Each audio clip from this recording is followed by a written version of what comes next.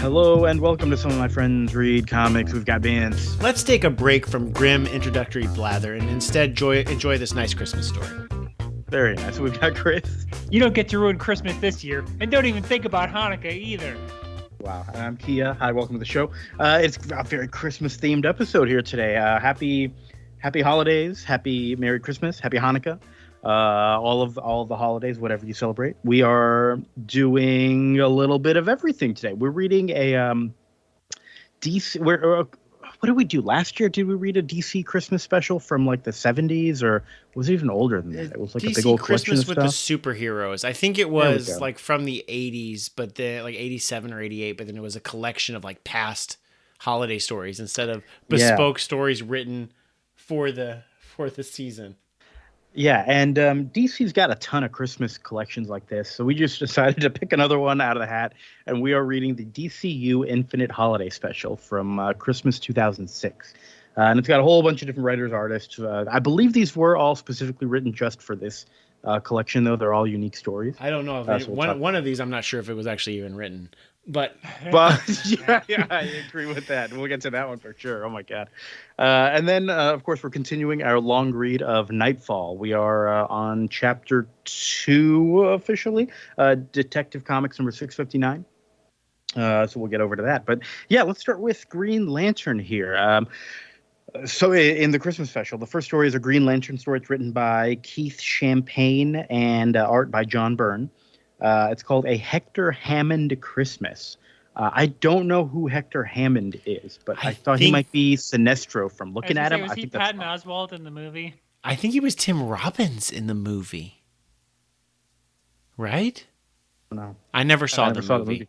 I think also this may be Hector Hammond's first appearance on this show ever. Yeah, despite him being like a major Green Lantern villain. Yeah. Not familiar. Enemy. Never heard of him. Enemy of the show. Yeah. So this guy, from what I've gathered, he seems to feed off of memories, and currently he's in like a test tube kind of prison deal. And yeah, I think that's all you need to know about him. Yeah, little Modocky. Yeah. So he's in this prison chamber thing where Hal Jordan comes in as a Green Lantern to visit him. Hector Hammond specifically requested meeting him. It says he has a message from Hal's dad, and Hal's like, all right, I'm out of here. I don't believe this. But he's like, no. I've been here. I've been looking deep within myself while I've been trapped here. And somehow my mind touched the other side, and I talked to your dad, and he's got a message for you. And then Hal's like, sure, let me guess what you want in exchange. A memory of me on a hot date with Carol Danvers or something. I'm like, all right. Ferris. Carol Danvers is from wrong Captain Marvel. Carol. She's a different military hotshot pilot from the aircraft company. Thank you very much. Yeah. Why was in the right universe? Yeah, save that for our next Marvel DC crossover. DC Marvel Christmas Carols. Oh my goodness. That's pretty good. They should do that. They should do that. But he wasn't too far off of his guest. He's like, no, I just want a nice Christmas memory of you with your family or something. And Hal's like, I don't believe you for a second, but you know what? I am going to give you a taste of this memory to show you the life that you threw away by turning to a life of crime, which seemed somewhat mean-spirited while being kind-spirited at the same time. I don't know how I feel about it. It's a little awkward. It's an 8-page story. They got to move quickly. They do have to move quickly. So Hal plays this memory. But when I say plays this memory, it's just like he thinks about it and we, the readers, see it. And I guess Hector Hammond is also feeding off of it at the same time. I'm glad to see that in the last 20 years, John Byrne's children's drawings have gotten much better. Yep, no buff babies. No buff babies, yeah. Everything looked very normal here. I liked it. But Hal has a memory of his dad on Christmas giving him a Galactic Ranger ring because someday he's going to go on to protect the entire universe and be a member of the Galactic Ranger Force. That's really on the nose. Very on the nose. Pretty lame, but whatever. I don't remember what stand-up comic. It may have been Patton Oswalt's. Like in the biopic, it's like, when Paul McCartney looks at a guitar and he's like, I'm going to play that someday. Wrong kid died. Oh man, a lot of Patton Oswalt on today's episode. So Hal then says, "All right, I'm out of here." But Hector Hammond's like, "Okay, no, I've got a taste of a memory, and now I want more." And since he's already been let in, he can like freeze him with his mind powers or something. And he says, "Enough foreplay. Let's start unwrapping." Very creepy. And he's feeding off of these memories, and he's just seeing all these positive Christmas memories. And then Hal makes a reindeer out of his Green Lantern ring and smashes through the cage, and Hector Hammond is defeated. And he says, "Oh, Green Lantern, I just wanted to ruin your Christmas." And Hal's like, "You just made me remember a bunch of nice Christmas memories. Bye." Yep. And nice try. that's it. He nice try. Wishes Merry Christmas to his dead dad as he flies away. Yep. But it was a story. It was all things told, I think a pretty of all the introductions to characters that I think I got throughout this comic, this might have been the best one. I know everything I need to know about Hector Hammond, I think. Yeah, good John Byrne art. Yeah, I mean this is the mid 2000s, so you never know what you're going to get with John Byrne art. All told, it might have been one of my favorites in this book. Yeah, I don't know if we're ranking right now, but this is the best one we've read so far. Yeah, it is so far number one. Yes. I was gonna say I like the next one too. The next one's pretty good as well. All right, Shadowpact. I've never heard of Shadowpact. Oh, okay. So ever. So this was so it's written by Bill Willingham, who was the Fables writer. Shadowpact. If you remember the 4 miniseries that came out of Countdown to Infinite Crisis, there was like 4 miniseries that they did. There was like Villains United and the something with OMAC or some shit like that. Then there was one called Day of Vengeance, and it was the one with Detective Chimp. That's what this book turned into. Detective Chimp. I remember Detective Chimp, because how do you forget Detective Chimp? Exactly, right? I mean, I honestly don't. It was like it's the one from the Fables writer with Detective Chimp and some other like kind of not what Justice League Dark kind of was kind of like the vibe of like it's a lot of the magic users that don't have another place to go. In the DC universe, so let's just all throw them in this one book. Yeah, and before New 52 is like, we're going to put all our heavy-hitting magic characters in one book and see if that sells. But this book went for 28 issues. 28 issues in the mid-2000s. Shadowpact. I will say, this issue doesn't do a great job of introducing me to Shadowpact, other than telling me, yes, they're a group. And there's a group, and there's a monkey who's kind of sassy. He's like the world's greatest detective, and he's also a monkey. I am kind of sold just on that alone. Like, I mean, when you have Detective Chimp, you don't need to do much else. Let's get into it here. We've got it starts with a man who is starting to give us an introduction that kind of feels almost like a little Twilight Zone-y or whatever. I got the impression that this is like a regular introducer for each issue, but he's like, forget it. Let's just it was the Phantom Stranger. Oh, okay. This also like very much like font wise. I mean, it's Bill Willingham in the mid 2000s, like 2006. Like this feels like a Fables story that just happens to not be Fables. It's like playing the same structure. Like we're going to have a narrator. He's going to be very kind of twee and fairy tale-y, and then we're going to undercut it. It's Fables. But this is a story about a magic extra-dimensional bar called the Oblivion. It's not really about the bar. I thought it was going to be about the bar. That's what they said. It just takes place there.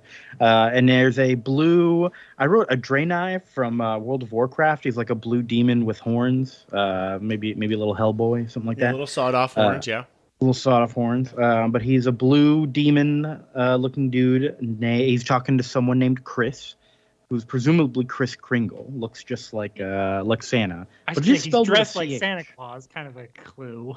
But it's spelled like CH, which threw me off. You never hear Kris Kringle spelled without the K's, you know? I don't know. But Santa is a little bit bummed. He says half the reindeer have the flu. The elves are way behind on production. But he's also got this other problem that he needs Shadowpact's help with.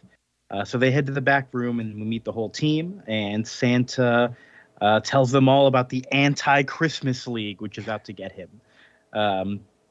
We meet the good guys here. We've got Detective Chimp, who is sitting there. We've got their leader, Nightmaster, Blue Devil is the blue demon dude. Enchantress, I think friend of the show. Mentioned her. From the movie.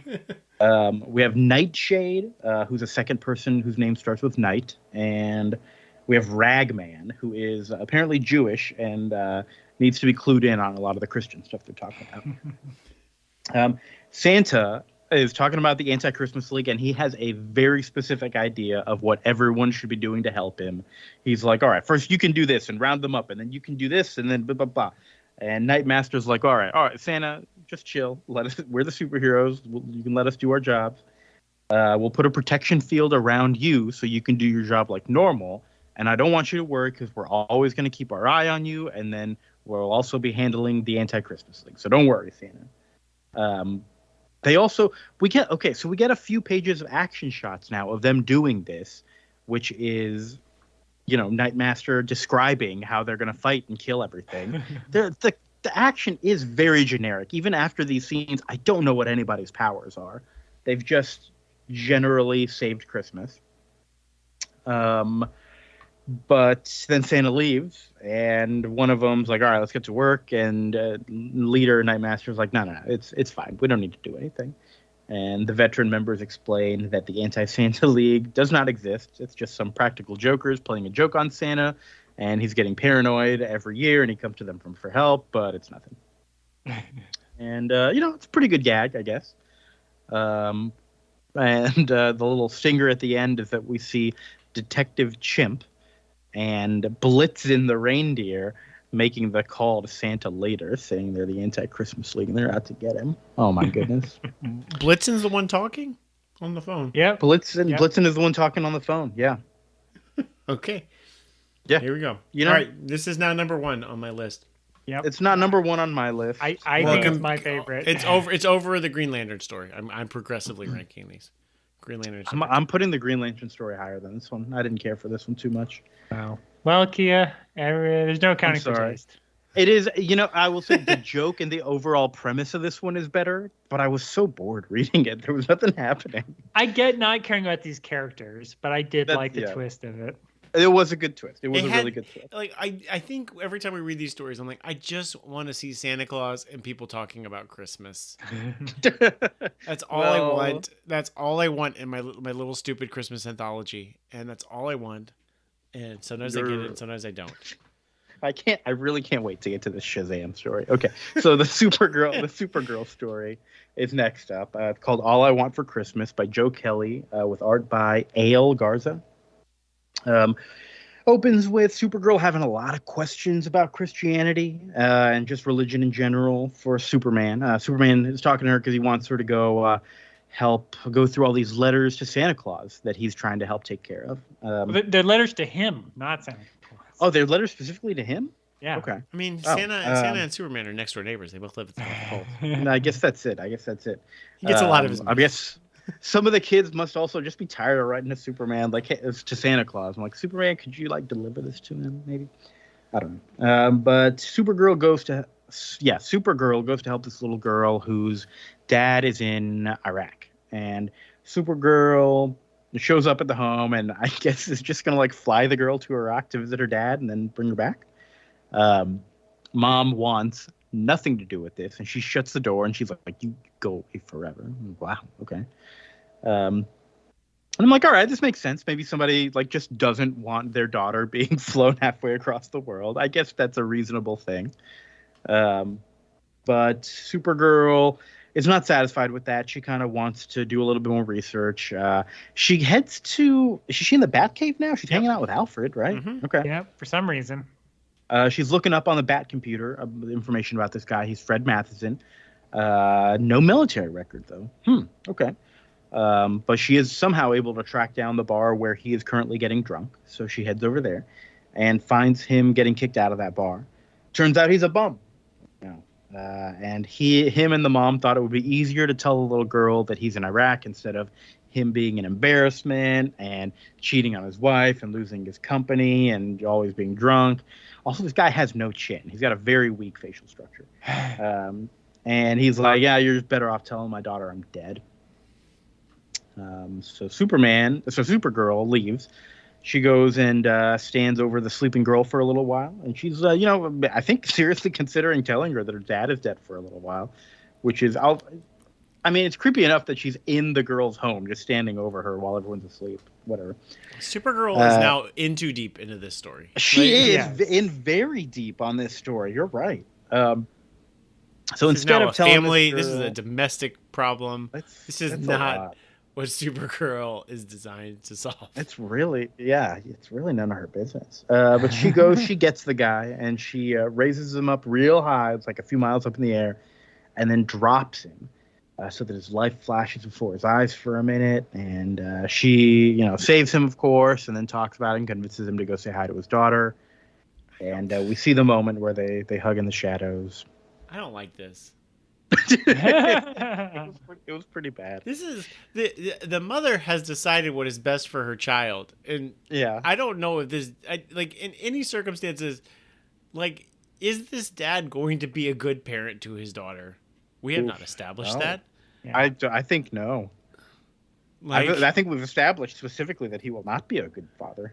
Right. He him getting this or the daughter, it's just a mess. I understand children are divorced and are broken homes. They have this but also I'm what the fuck Christmas story is this? I just want to see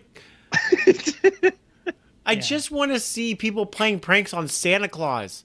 God damn it. Or somebody being oh, I miss my dead dad. That's all I want. I don't need dads being yep, I dipped my wick in some coworker and then my family fell apart. Meaning of Christmas. Jesus Christ, that's what the fuck book is this? Also, this we didn't mention the art for the last one, which was fine.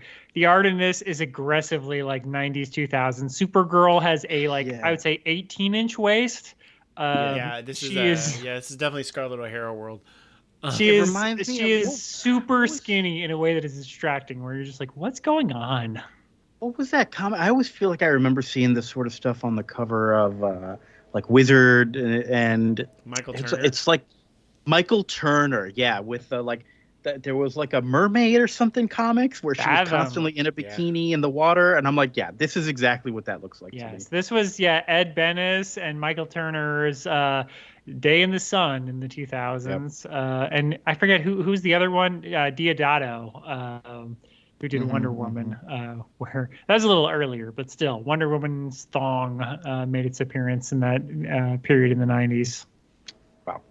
Yep. This was written by Joe Kelly, creator of the cartoon Ben 10, if you remember that. Joe Kelly's a good writer. I don't know what happened here. I think this is his best work. And the next guy we're about to shit on, I think he's a good writer too. But I don't know what happened there.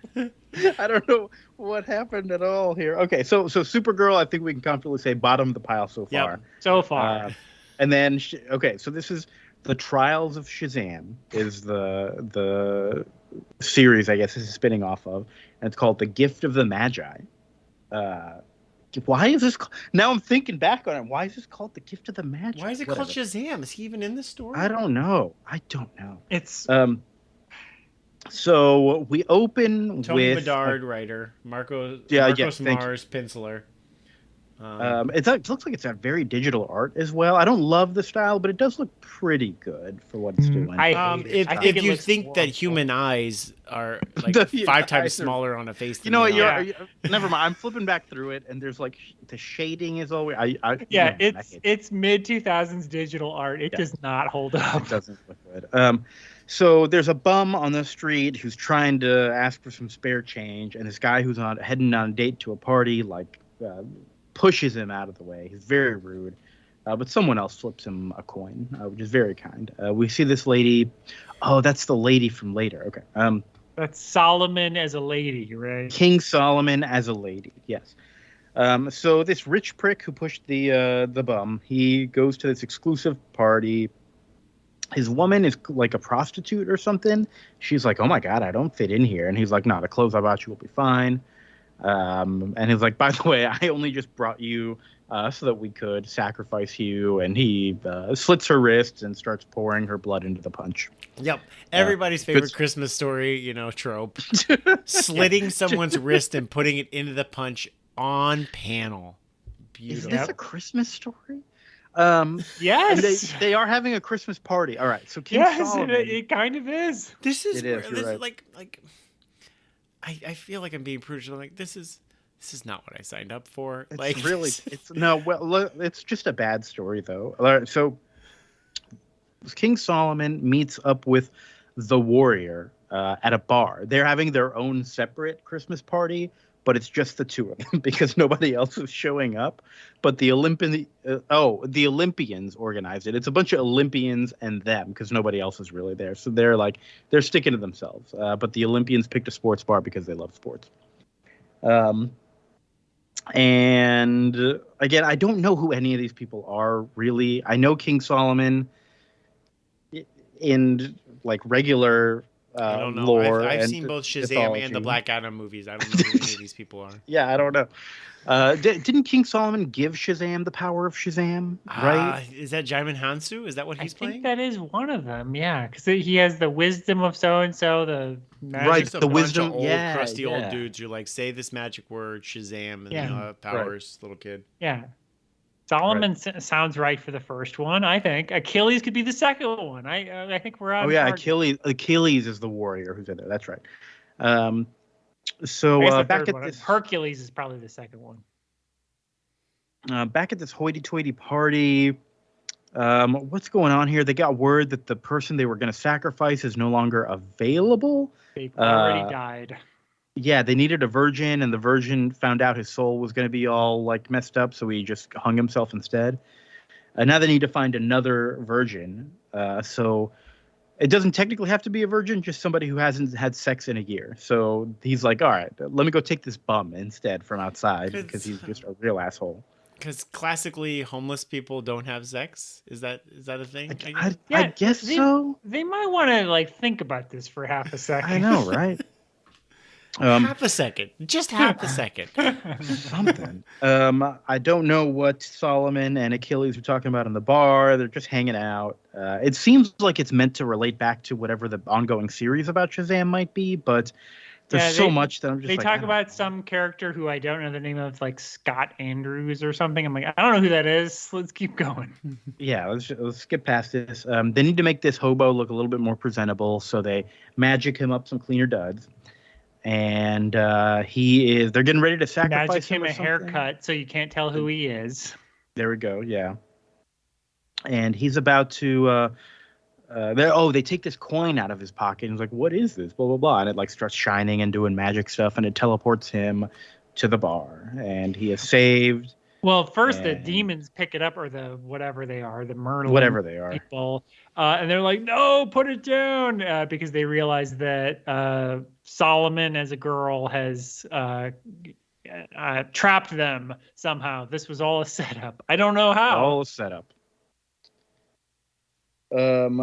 Yeah. So this hobo now gets to have a nice Christmas dinner with Solomon and Achilles at the bar instead of at the place where he was going to get sacrificed. Yes, he is not killed ritually. And he says, "Is this heaven?" And Achilles is like, "No, if this were heaven, the wings would be better." It's a pretty good gag. That is a somewhat funny line. Like the rest of this book, completely impenetrable. Oh boy. That was funny.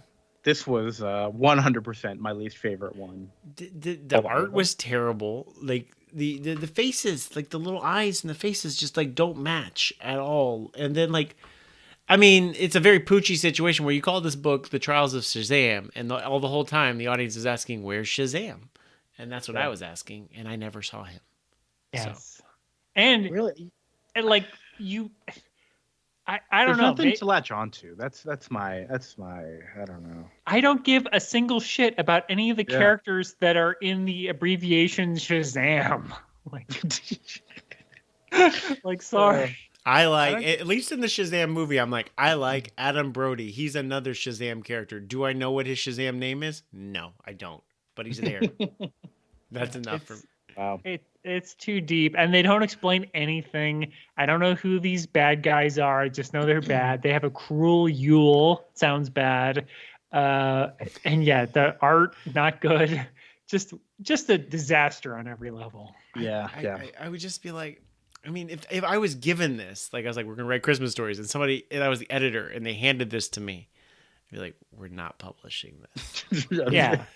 I'd be like, all right, we're gonna have to like label who all of these characters are because nobody knows. This is definitely a Stan Lee like writing way too many like pull out box to be like, this is this guy.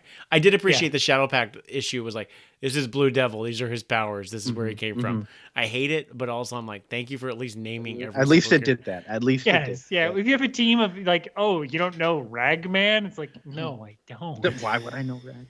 And they at least said, really this thought is this Ragman. was Cool. Thank you. Yeah. I thought this was going to be like an introduction to a bunch of different series that like, hey, maybe you might want to be peeking into this now. But it's really just like none of these stories are written like that. They're barely written as Christmas stories. Yeah. All right, let's keep going. We got 3 more short stories to go. This is what 16-year-old continuity now. Oh boy, yeah. Yeah, I mean, you expect to have like the fun stuff, like Shadowpact. I remember that thing that didn't go anywhere, but it ran for 3 or 4 years. Yeah, like that's what I was expecting. Not this. Right. Again, New 52 killed a lot of this stuff. Amazing. So we are on to a Flash story called Father Christmas. It's written by Ian Boothby with art by Giuseppe Camuncoli. Hey. That name sounds familiar. Have we had him on the show? We just had him for something. Well, we didn't have him on the show. Yes, friend of the show, Giuseppe Camuncoli. No, he was one of the Amazing Spider-Man writers or artists during the Dan Slott era. Yeah. And he did something that we covered recently, but I don't know what. Yeah, I remember hearing that name. All right, let's get to the story. You let me know if you remember what he drew. We are in L.A. with Bart. Oh gosh, Bart Allen.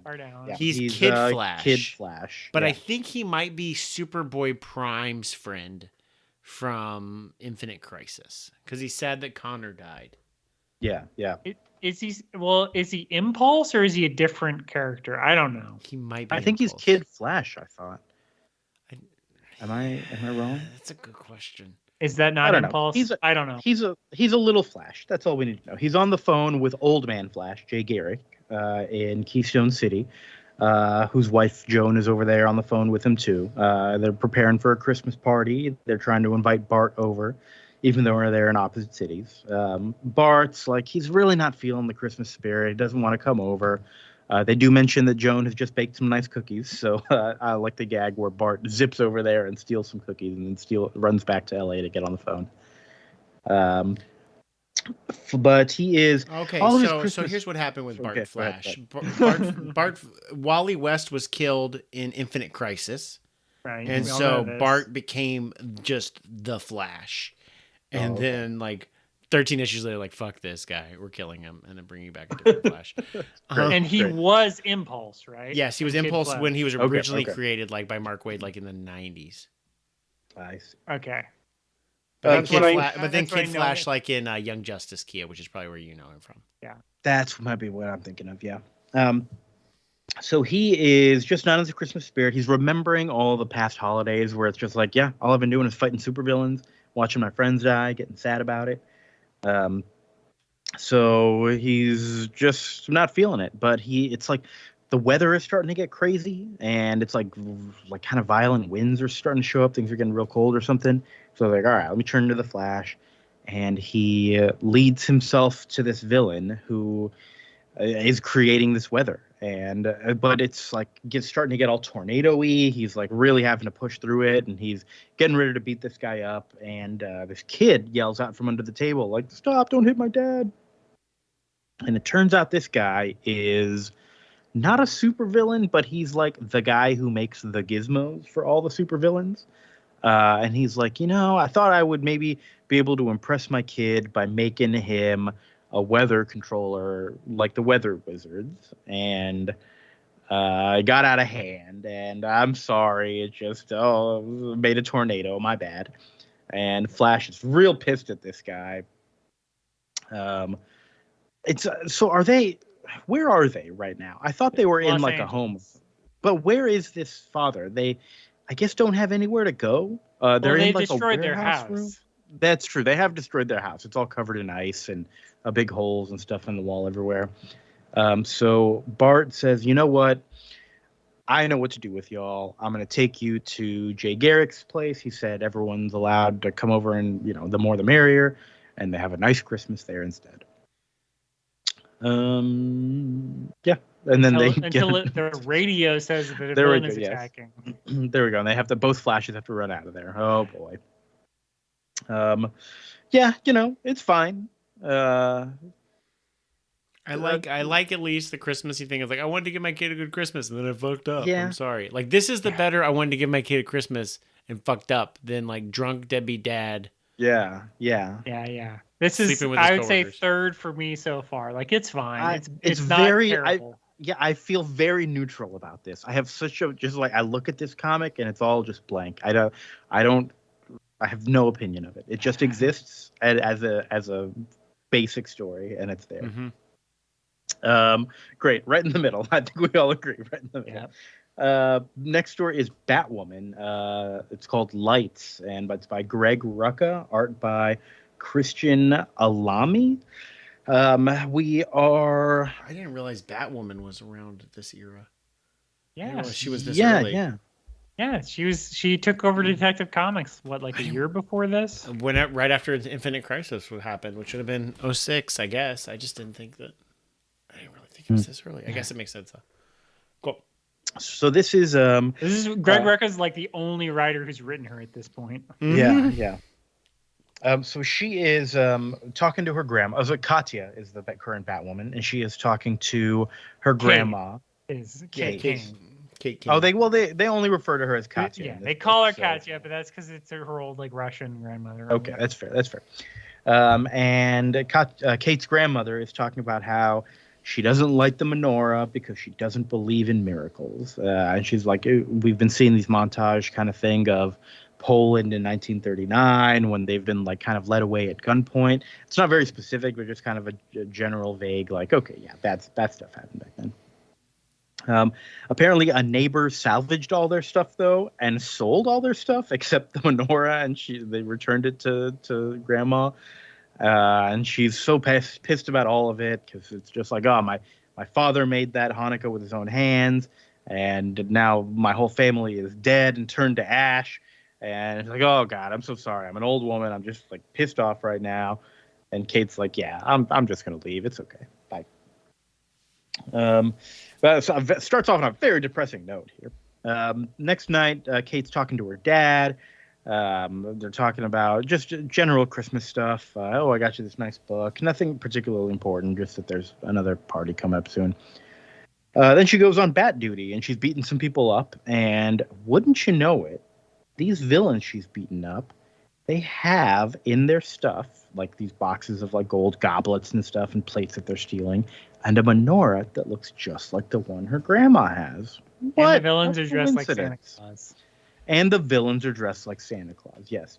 In the Arnold Schwarzenegger movie, Jingle All the Way. Jingle All the Way. Yes. Double Man. So Batwoman beats them up. Jamie. And Batwoman says, all right, you tell me where you got this menorah. And she goes and returns it to the home. She finds the woman who's there. And she's telling grandma about it later. And she's like, hey, your grandma, I saw your menorah. And grandma was like, that's impossible. My dad made that. It's one of a kind. And no one else would have even made one that looks like that. I don't know.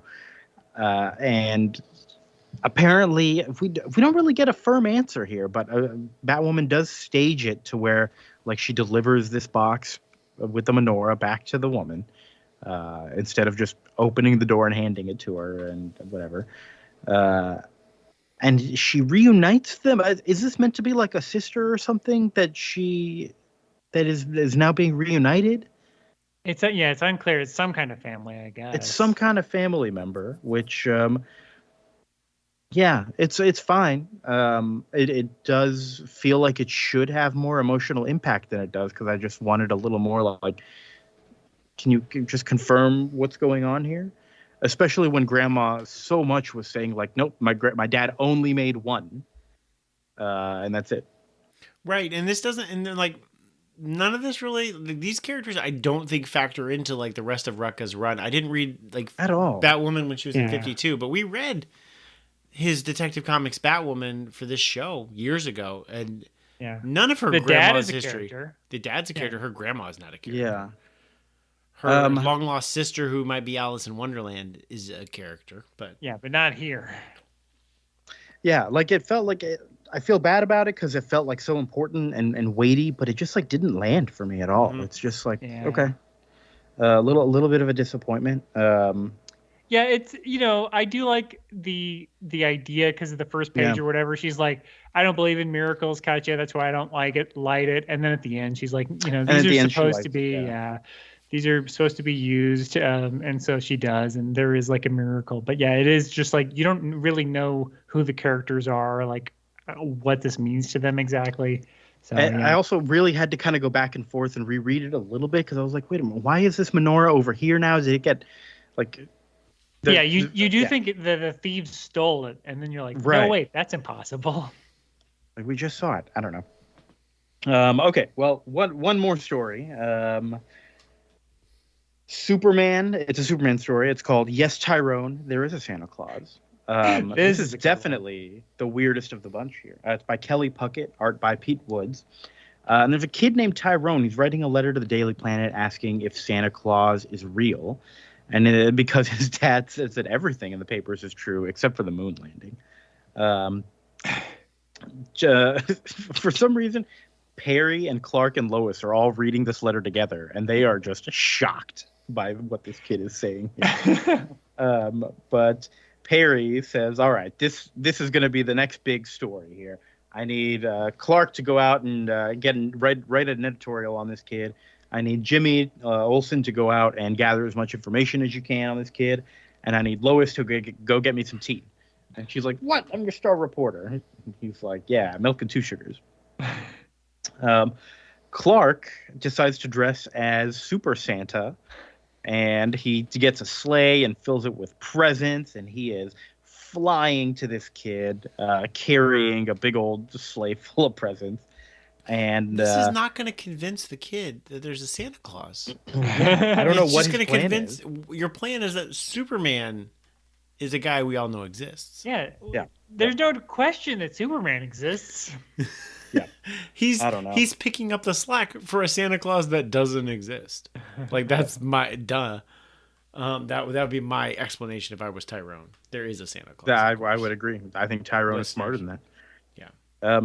So Superman is flying in, and Batman shows up with very 60s Batman rocket powered stuff that helps him like glide alongside Superman. And he was just like, oh man, pathetic. Look at you. What are you doing here? You're a superhero. You should be doing worldly fighting stuff. And Superman's like, I'm restoring a child's sense of wonder. Like my parents taught me. Oh, no, he doesn't even bring up his parents. Batman says, yeah, my parents taught me a different lesson. Lying in the alley, twitching. What the fuck? What? Batman, in no world would Batman talk about his parents' twitching bodies publicly. So, what the? This is a comedy issue, Vince. I don't know if you picked up on the subtle at this clues. point. Yeah, at this point, you very quickly realize, like, okay, this is like a gag story because Batman starts breaking the fourth wall. Yeah, I was going to say, because Perry White and Lois basically break the fourth wall, but then Batman is just like, this is like something out of a comic book, and then just looks through the camera. And then it does say Elseworlds at the very end of it as well. So we know that this Batman doesn't revel in his parents' twitching bodies. Yes. But Batman's killed at the end of the story, so yeah. So Batman says, "All right, we gotta get you to be more serious. Like don't do this stupid, silly stuff. Go out there and save the world." He said, "Now get out there, Tiger, and save the world." And he goes, "Oh, you're right. Thanks, Batman." He starts to leave. I suppose I should do something about that whole Middle East thing. And he was like, well, wait a minute. These presents are going to go to waste. I still got to deliver these presents to the kid. So he shows up at the kid's house, and Batman is dressed as Bat Santa there, and It's he's a delivering Santa presents outfit instead. with a white bat logo on the red Santa costume, with And a a white beard over This the over made the me Batman. bat laugh out cow, loud. That reveal of Bat Santa. with the I little didn't wink expect it. panel. That might be panel of the week. Fantastic. Oh my god! And And these- the kids are like, "We love you, Bat Santa." Yeah, Bat Santa, you're the best. I don't and- normally tell you what images to use for our episode, but that might be this page might be sure. the genre the to one. look into. I think the one. So Superman punches Batman, and the beard falls off, and that's the big splash panel on the last page. And the kids are screaming, and it just says "Season's greetings." The end. Oh, there is a nice one-page splash panel at the end as well, with Dan Didio talking about all the creators and stuff who worked on the comic. Yeah. It's nice. But no, I really like that last one. It did caught me off guard at first. I was like, "What the heck is going on here? This is stupid." And I was like, "Oh, it's supposed to be stupid." Okay, cool. This was, I think, probably my favorite one overall. Yeah, this one is definitely top tier. I don't know if it's either first or second for me. It's what I want out of a DC comic here holiday special. Yeah. But overall, I think other than us just kind of generally disagreeing on the first two where they rank, they all pretty there's a pretty clear worst and a pretty clear they just kind of all right. There's some good ones here, some nothing ones, and some pretty good stuff in here. But I like the variety. I think I got spoiled on GLX, which I think is our first Christmas episode we ever did, which is really a good Christmas anthology for the ages. But that one was actually pushing forward the narrative of telling us a little more about each character, but being in a holding pattern. So there was a bunch of artists. And then I think when I come in here is what just Christmas stories and more all ages Christmas stories and slitting people's wrists to put them in wine. I'm like, this is not the place for these kind of stories, guys. But I wish I'd picked something a little better for our holiday celebration. Well, there's always another Christmas special every year, so Yeah. So I'm sure we'll pick one without wrist slitting in the next one. But who knows? Maybe we'll get lucky and we'll get double wrist slitting. Yeah. Twice the wrist slitting. Finally. Doubling down. Yeah, I guess anything else to say about this Christmas issue overall? I mean, overall, I enjoyed this. I mean, it's, these books are fun, just sort of one-off books to buy for $7 or whatever they were back then. So yeah, I don't have any regrets. There's one bad story, but the rest of them were fine. Right. Even if it is a bad story, it's also just 8 pages and it's over before you know it and you're on to something different. So it's fine. And I do like the novelty of being oh yeah, this was what DC continuity was at the time. What's up with Bart Allen here? What's up with Shadowpact of all people? Did they really think this was gonna take off? Okay. That'd be wild if Shadowpact was the Guardians of the Galaxy. I was going to say, you never know, Vince. There could be a Shadowpact movie. The Rock could be promoting it on his Instagram and be like, this movie made $100 million, everybody. Don't listen to the critics. or the studio. Yeah, no. Or my own boss. I liked Black Adam. And man, we didn't talk about that, but man, that was quite the gambit to get Henry Cavill to play Superman in the Stinger scene. First time played Superman in 6 years. And then a month later, yeah, no, he's not actually coming back, JK. Wow. What a time. Should we, for April Fools, read some Shazam, Trial of Shazam stuff based on all this? Is there actually a book, Trials of Shazam, from 06? That sounds... I don't think I have the passion. I would just be what is this? There is. It was written by Judd Winnick, who did not write this short story. But I know that you had mentioned maybe he had written something for this. Maybe that's where the confusion came I think from. maybe that's what it turned into, because he was definitely the description of the issue says Judd Winnick wrote something, and then his name is not on here.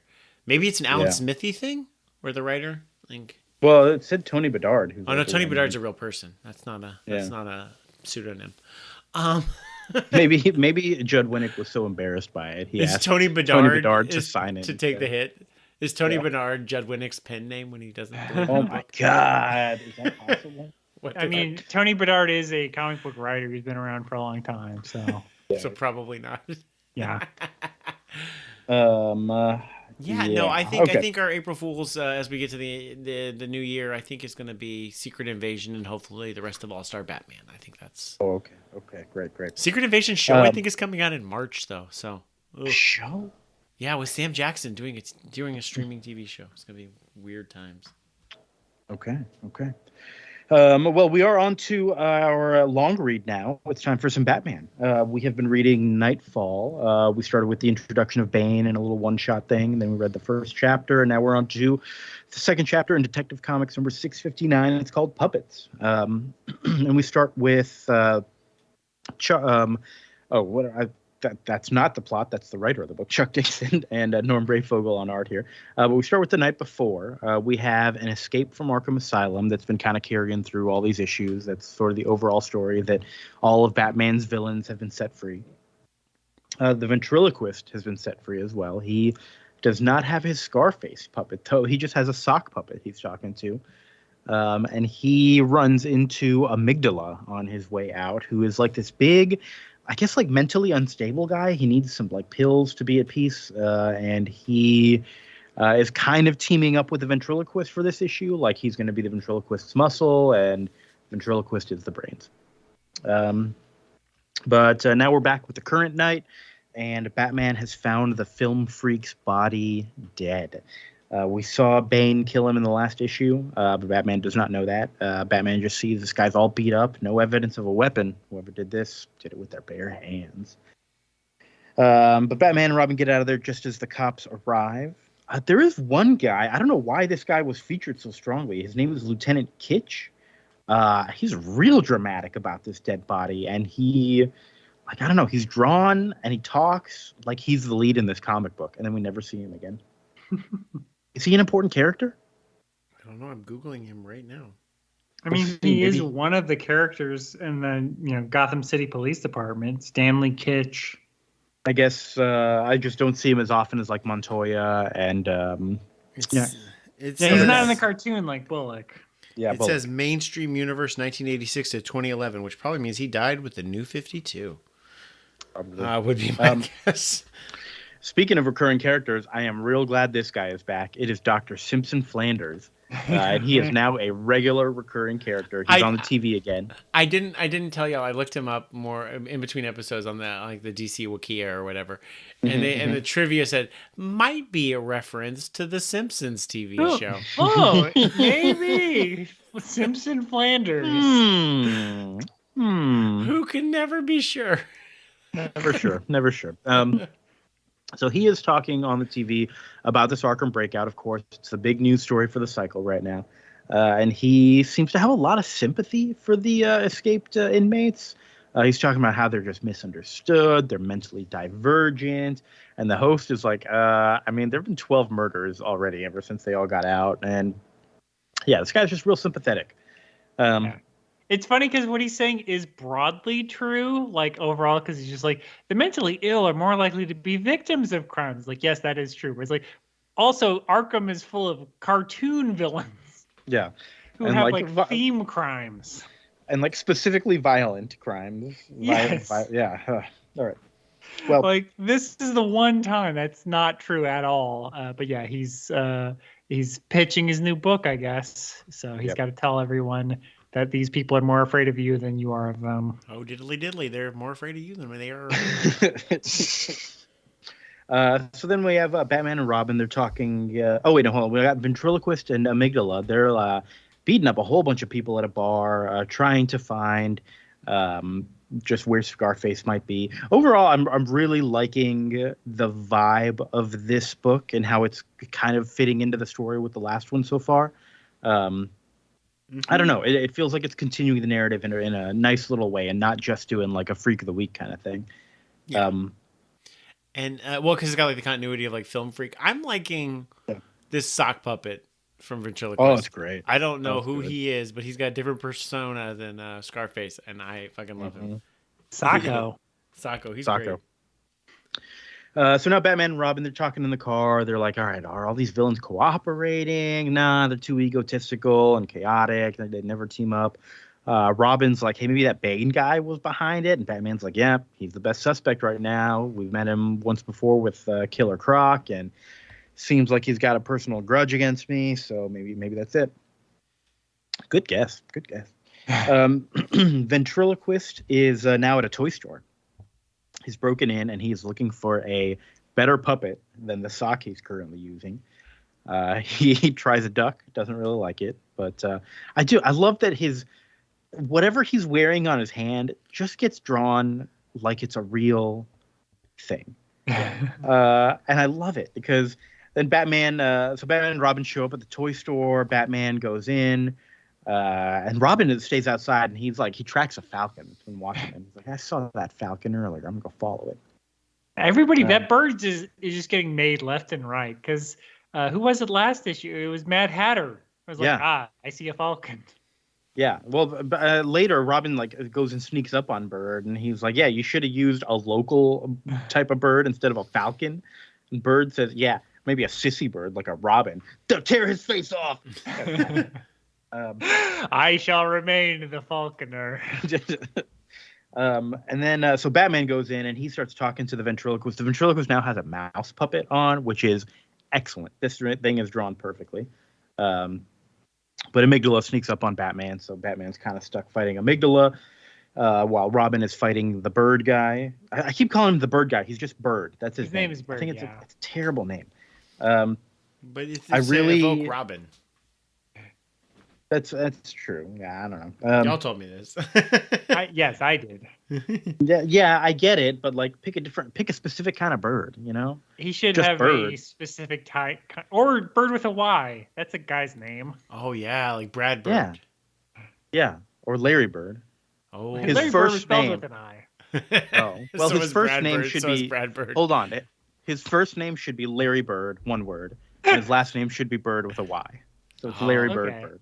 Okay. I think I'm called like Turtle Dove or something like that. Oh, in a pear tree. Come up with something. I call him Mr. Bird, so you know that's his name. Oh, I think that's pretty good. Mr. Bird. I like that. That's a good way to think about it. So, anyways, Mr. Bird was his father. I'm gonna start calling him Mr. Bird for continuity, just to make it easier to understand. Mr. Bird sends his falcon out towards Robin. Robin catches it with his cape, and they're having a little fist fight. While basically there's two fights going on here. There's the one inside the toy store with Batman and Amygdala, and the one on the roof with Robin and Bird, Mr. Bird. I love this splash panel of Batman fighting in the toy store where there's just stuff flying everywhere, and Amygdala has crashed his face through a Barbie doll stand up, and it's got a little speech bubble on the standee that's like, "Hi, I'm Barbie," or whatever the doll's name is. But it's a different color, and it's fake, but it works really well in a comic book medium. I don't know. I thought it was really nice. And then we have Robin gets his ass handed to him up on the roof. Mr. Bird beats him up, and he's got him dead to rights. But he gets a call on his walkie-talkie, and he's like, "What's that? Oh, okay. Don't want to show our hand now." All right, calls him back. So they get out of there. Robin is saved. And Batman tells Amygdala, "Hey, I have the pills you need." I guess they've run into each other before. And Batman, does he just carry this medicine with him at all times in case he runs into Amygdala? He's probably in the glove compartment. And he's like, "Oh, okay." Maybe. Did he also, we see later, Amygdala is on the floor with a knife in his back. That knife didn't seem to be what put him down. I feel like Batman gave him the drugs, right? I don't know. It's a little unclear, but it's okay. It doesn't have to be clear. We have the ventriloquist now sees Batman kind of beaten up. Sacco was like, "All right, time to kill him. Let's do it. Let's jump him." And ventriloquist is like, No. I think it's too dangerous right now. We need to go find Scarface. He'll know what to do. You have to help me find him. Batman heads back to the Batmobile, sees Robin's sign, says, "Went bird watching." Great. And that's it for this issue.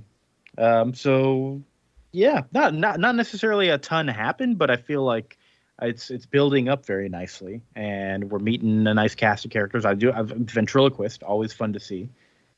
And these puppets are great. I think I'm late to the party, but I'm quite the Norman Braithwaite fan also. He's real good. He's really good. It looks like he passed away in 2018.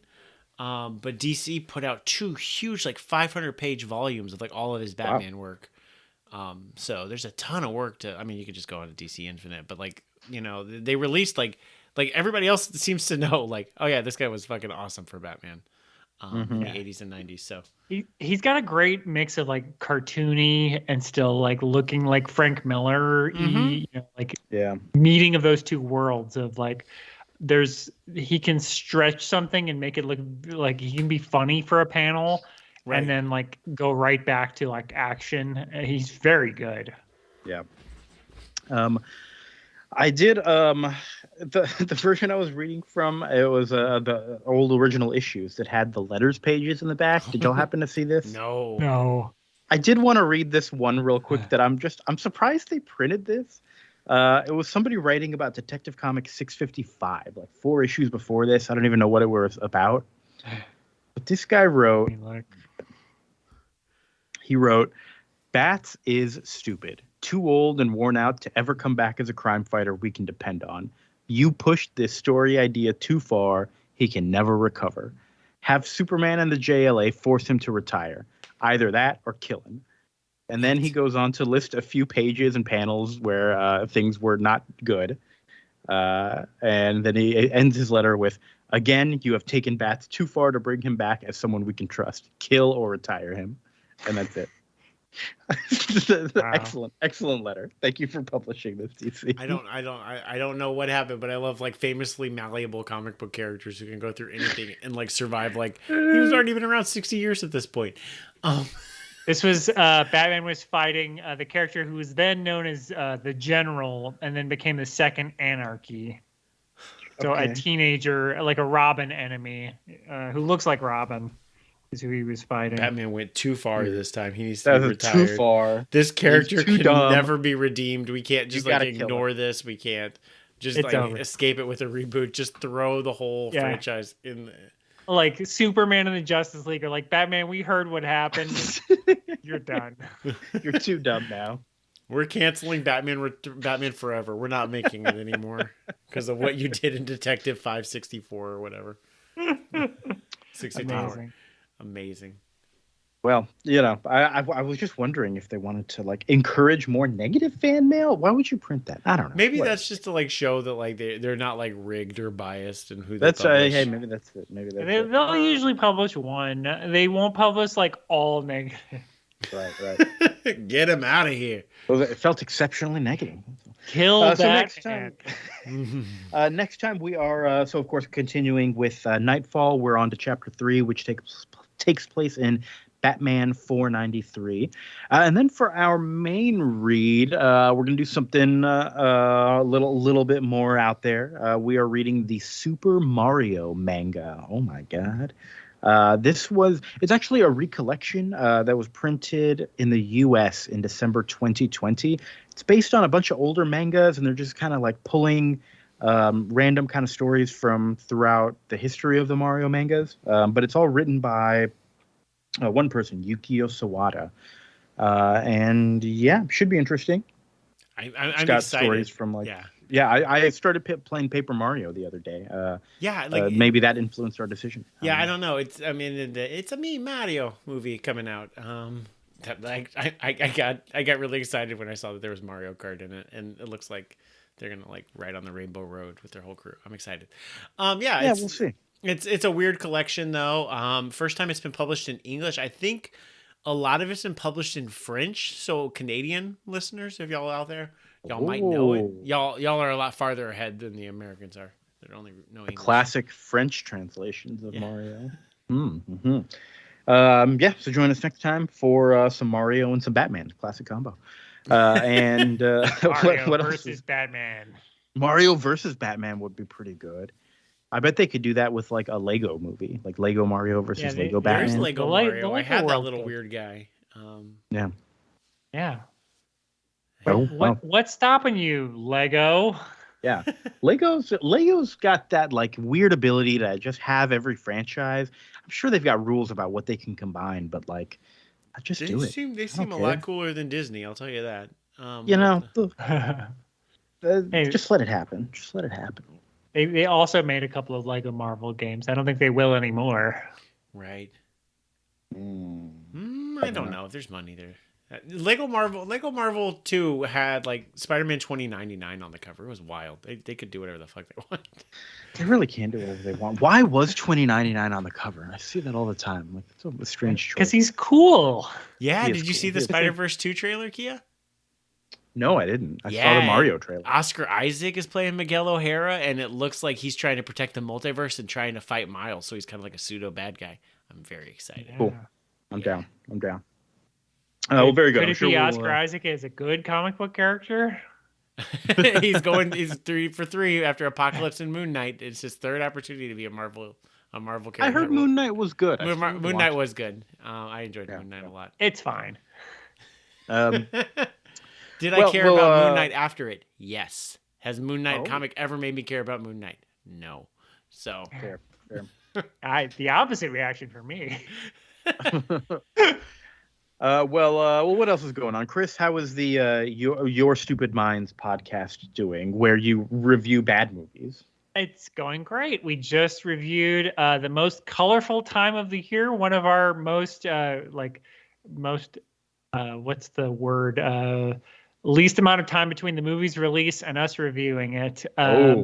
It's a 2022 Hallmark movie starring Suri from 30 Rock as an optometrist who finds out that her daughter's teacher is colorblind.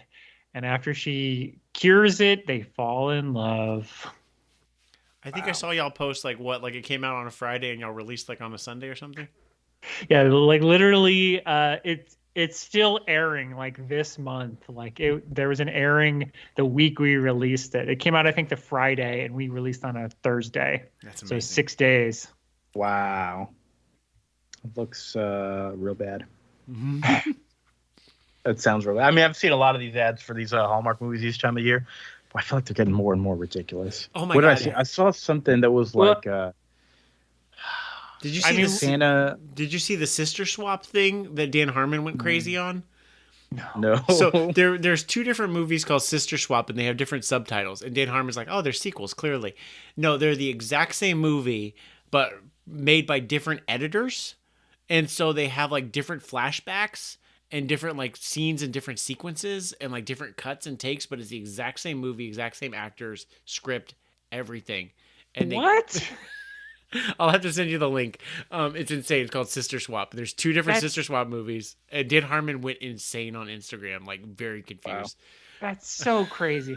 Yeah, I mean, we talk about it in our episode, but it's we've covered so many movies where the what's keeping these characters apart. Well, one of them is actually a ghost, or he's actually a nutcracker. Yeah. Given human yeah. or what have you. He's colorblind and doesn't want to admit it. Yeah. Here's the one I saw the ad for. It's Santa's Got Style. I highly recommend just looking up the poster to this movie and seeing their design for Santa for this film. Looks like a movie that's a must watch.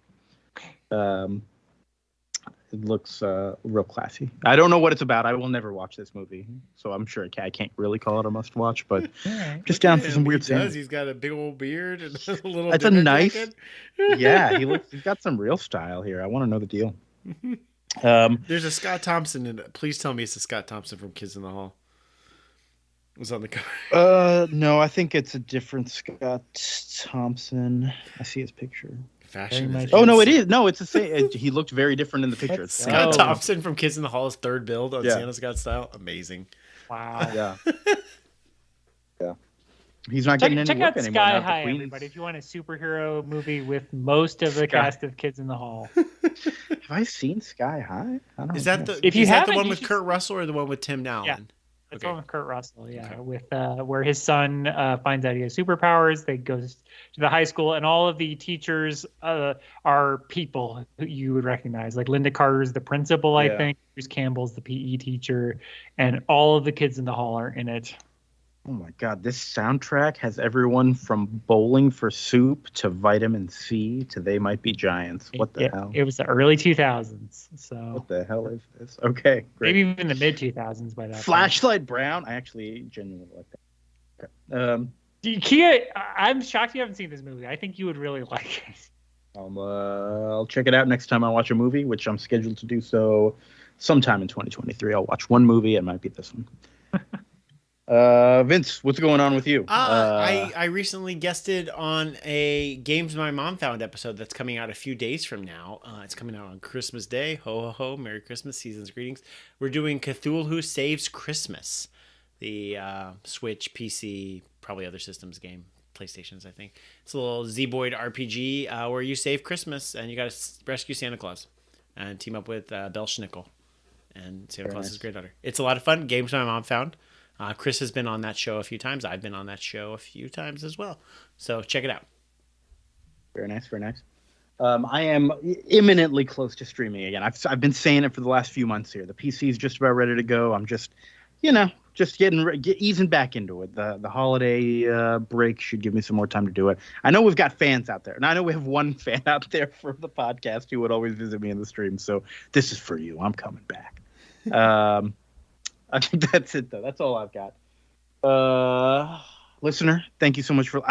No, we're going backwards here. Vince, thank you so much for listening. I love you. I'm glad I listened to. Wait. I love you too. Why did I thank you for listening? I'm doing this way wrong. Okay, let's start. Hold on. Let's start over. Vince, I love you. I love you. Thank you. Chris, I love you. I love Bad Santa. God damn it. I thought maybe like the chaos would like trick him and he would just like roll with it or something. It didn't work. And listener, we definitely love you. Thanks so much for sticking around and listening to our ramblings after we're done talking about comic books. We'll see you next time. Have a good night. Bye.